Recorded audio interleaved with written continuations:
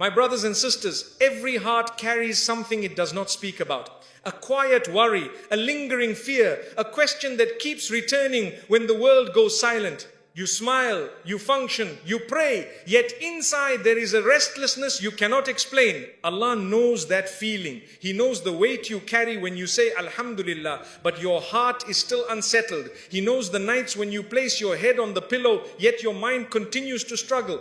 And Allah, in His mercy, never leaves the heart without guidance. Sometimes He allows discomfort not to punish us, but to gently remind us where peace truly comes from. Tonight, let us talk about that reminder. Let us talk about what it really means to let go and place our trust where it belongs. Anxiety is not a sign that Allah is angry with you.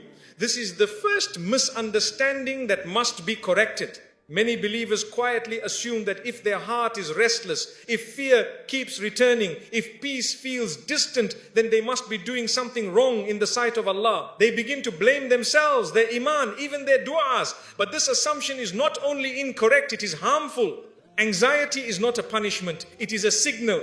Just as physical pain alerts the body that something needs attention, anxiety alerts the heart that something is out of alignment. It is not there to shame you, it is there to guide you. Allah, in His mercy, allows the heart to feel unsettled when it is carrying a weight it was never designed to hold. Think of anxiety as a warning light on the dashboard of your heart. When that light appears, you do not smash the dashboard. You do not curse the light. You pause, you reflect, and you ask what needs adjustment. The problem is not the signal. The problem is ignoring what it is trying to tell you. When anxiety appears, it often reveals a silent struggle taking place within you. A struggle between what you are trying to control and what Allah has already decreed. A struggle between your desire for certainty and Allah's design of trust. You are trying to force clarity into matters that were never meant to be fully clear to you. Human beings crave certainty. We want guarantees. We want to know how things will end before we begin. We want assurance that effort will always lead to success, that patience will always lead to relief on our timeline, that loss will never touch us if we are good enough. But Allah did not create life to function this way. Allah created this world as a place of trust, not control. He created you to walk forward with reliance, not to stand still waiting for certainty. When you demand guarantees in a world built on tawakkul, the heart begins to resist. That resistance is felt as anxiety. Allah did not create you to predict every outcome. He did not give you the ability to see tomorrow in detail, nor did He ask you to carry the burden of what might happen next. He created you to take the next right step while trusting Him with what lies ahead. When you try to do more than that, when you try to take Allah's role upon yourself, the soul begins to fracture under the pressure. This is why anxiety often increases when you overthink the future. The future belongs to Allah alone. The moment you try to live there mentally, you enter a space you were never meant to occupy.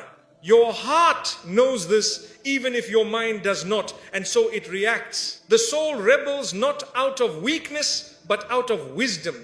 It knows that certainty belongs only to Allah. It knows that control is an illusion.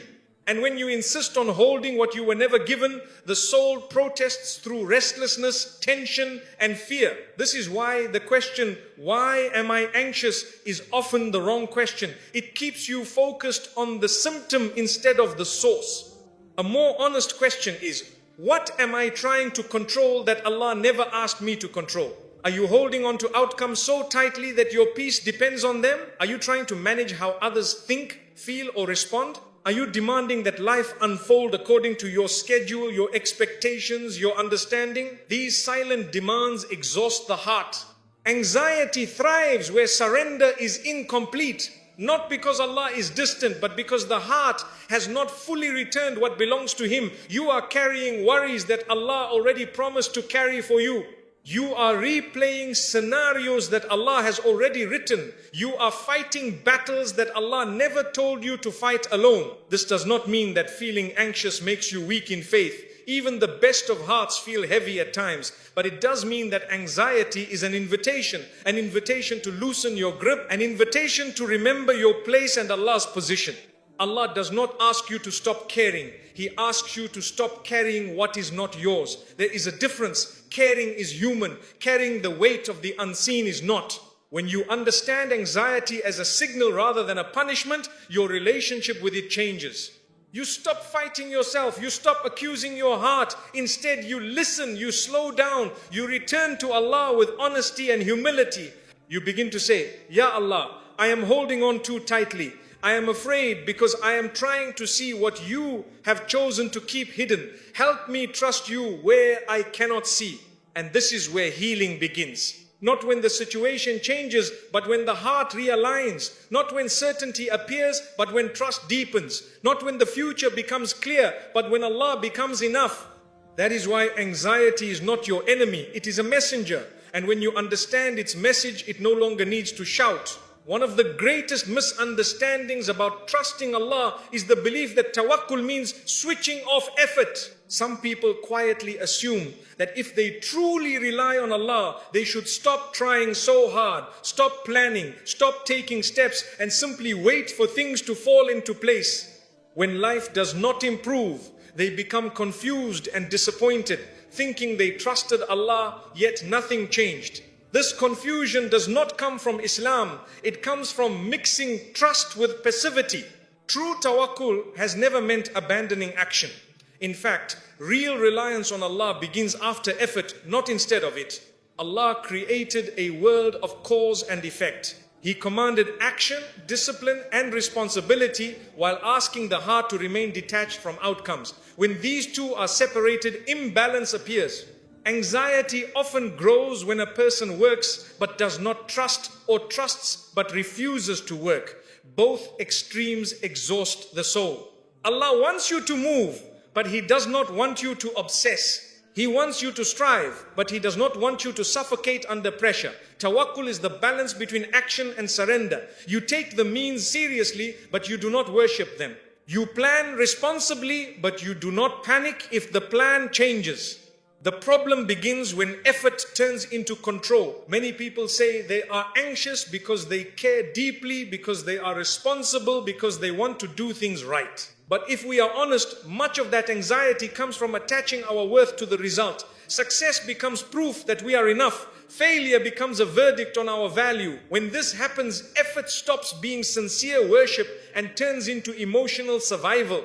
This is not how Allah intended you to live. When you tie your peace to outcomes, you give those outcomes power over your heart. When things go well, you feel relief. When they don't, you feel crushed. This emotional roller coaster has nothing to do with effort and everything to do with attachment. Tawakkul teaches you to work hard while staying inwardly free. You show up, you prepare, you do your part with excellence. Then you step back and say, Ya Allah, I have done what I can with what you gave me. The rest belongs to you. That sentence, when spoken sincerely, lifts a heavy burden from the heart. Anxiety often comes from doing everything while feeling like everything depends on you. That belief is false. No matter how skilled you are, no matter how prepared, no matter how careful, outcomes are never fully in your hands. When you pretend otherwise, your heart lives in constant tension. True trust removes that tension. It allows you to work without fear of collapse. It allows you to try again without shame. It allows you to accept delays without panic, because your effort is no longer a demand for a specific result. It becomes an act of obedience. This is why tawakkul brings peace even before the situation changes. You stop asking, what if this fails? And start asking, did I do my part sincerely? That shift is powerful. It moves your focus from the uncontrollable to the controllable. From fear to responsibility. From outcomes to intention. Allah judges you by your striving, not by how things turn out.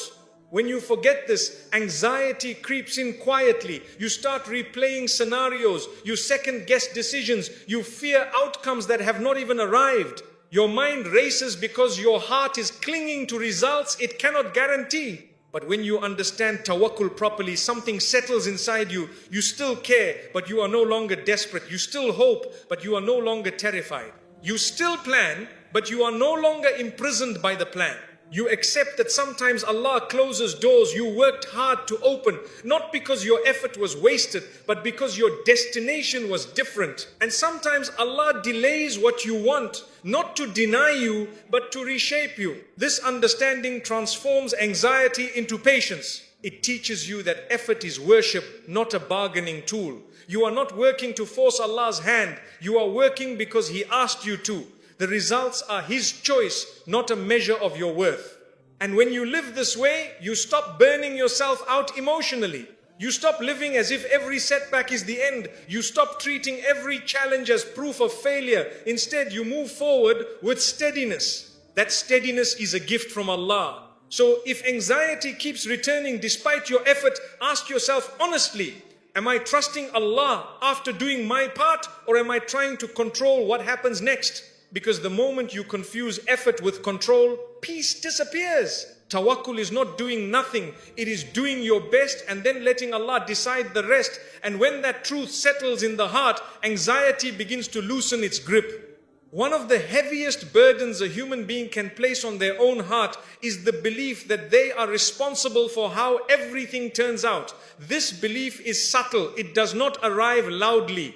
It slowly settles into the mind and disguises itself as responsibility, maturity, and concern. But in reality, it is a misunderstanding of your role as a servant of Allah. Allah never asked you to control results. This is something many people struggle to accept, because from a young age we are taught to measure our worth by outcomes. If you succeed, you are praised. If you fail, you are questioned. Over time, this conditions the heart to believe that results define value. And when that belief takes root, anxiety becomes unavoidable. In Islam, Allah makes a clear distinction between effort and outcome.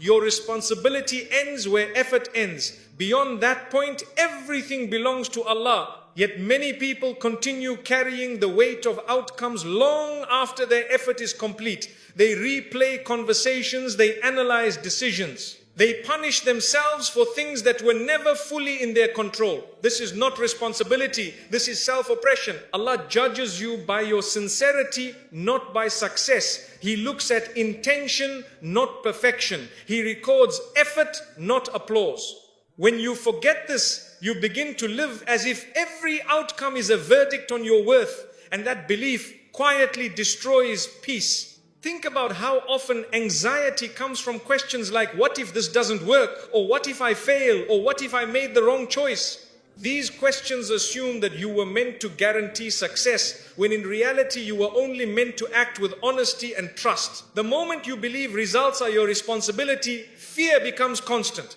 Because results are unpredictable. They involve other people, unseen factors, timing, and divine wisdom far beyond human understanding. Carrying that weight is like trying to hold the ocean in your hands. The heart was never designed for that. Allah did not place the burden of outcomes on you because He knows you cannot carry it. That is why He took it upon Himself. When you insist on holding it anyway, anxiety is the natural consequence. This is especially important for people who are sincere, driven, and conscientious. They often feel anxiety more deeply because they care deeply. They want to do right by others. They want to make the correct choices. They want to avoid mistakes. But without tawakkul, this sincerity turns into pressure. Islam does not teach pressure. It teaches balance. You are required to try. You are not required to guarantee. You are required to strive. You are not required to control. When you blur this line, you begin to exhaust yourself emotionally. Many people live in constant regret because they believe different choices would have guaranteed better outcomes. They torture themselves with imagined alternatives, but Allah's decree is not built on hypotheticals. What was meant for you could never miss you, and what missed you was never meant for you. This truth is not meant to make you passive, it is meant to make you peaceful. When you accept that results belong to Allah, you stop personalizing everything. A closed door no longer means you are unworthy. A delay no longer means you failed. A loss no longer means you were abandoned. It means Allah chose a different outcome for reasons you may not yet understand. And sometimes those reasons are mercy disguised as disappointment. Anxiety decreases when you stop treating life like a final exam where every result defines your future. Life is a journey of obedience, not a performance review. Allah does not ask, did it work? He asks, did you trust me while trying? This understanding changes how you experience effort. You still work hard, but you no longer panic if things shift. You still care, but you no longer collapse if plans fall apart. You still hope, but you no longer cling desperately because your heart is no longer tied to results. When you internalize this lesson, anxiety begins to soften. Not because uncertainty disappears, but because responsibility becomes lighter. You stop carrying what was never yours. You return outcomes to Allah where they belong. And that act alone brings relief. So when anxiety visits you again, pause and remind yourself, I am responsible for my effort, my intention, and my trust. The rest is not my burden. The rest belongs to Allah. And when the heart finally believes this, it breathes again. Most anxiety does not come from what is happening right now. If we are honest, in many moments, nothing dangerous is actually taking place. You are sitting safely, you are breathing, you are alive. Yet your heart feels tight, your chest feels heavy, and your mind feels restless. Why? Because anxiety is rarely about the present. It is about a future you are imagining, and more specifically, a future where Allah is missing. When fear takes over, the mind begins to project scenarios forward. It starts asking, what if this goes wrong? What if I lose this? What if I am left alone? What if I can't